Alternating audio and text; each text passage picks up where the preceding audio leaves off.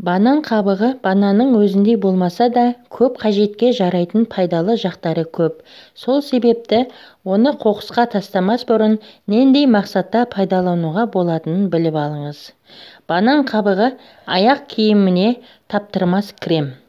Аяқ киіміңізді банан қабығымен ысқылап, артынан құрғақ шүберекпен сүртіп тастасаңыз, аяқ киіміңіз ине жіптен енді шыққандай жылтырап шыға келеді. Теріңізді күтуге таптырмас құрал. Банан қабығы терісі құрғақ және сепкілі бар адамдарға да пайдалы. Күніне 2 рет банан қабығымен сүртіп отырса, нәтижесі көп күттірмейді. Өсімдіктерге таптырмас тыңайтқыш. Банан қабығын жеміс көшетін отырғызған кезде пайдалануға болады. Көшет отырғызылатын топыраққа тастаңыз. Банан сірке суы. Банан қабығынан әдетте қышқыл әрі ащы болып келетін сірке суынан дәмі өзгешеленіп тұратын, яғни тәтті сірке суын алуға болады. Оны салатқа қосуға болады. Және су мен шайдың хош иісін арттыру үшін пайдалануға болады. Банан қабығымен етті маринаттау.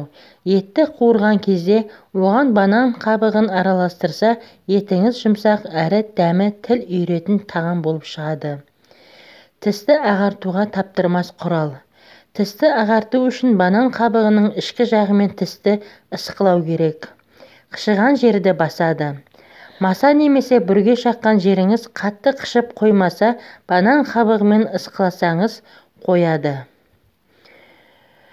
Тікен кірген жерге банан қабығын қойсаңыз, тікен терінің үстіңгі жағына қарай тартылады. Артынан суырып тастайсыз. Күйеге қарсы құрал. Киімнің жауы болып табылатын күйеден құтылғыңыз келсе, банан қабығын қойсаңыз жеткілікті. Өйткені банан қабығы күйені өзіне тартып алады. Бетіңізде көркіңізге көлеңке түсіретін безеу, бөртпе пайда болса, банан қабығымен сүртіңіз. Алайда онымен артынан бетіңізді тұтас сүртіп жүрмеңіз. Нәтижесі көп күттірмейді.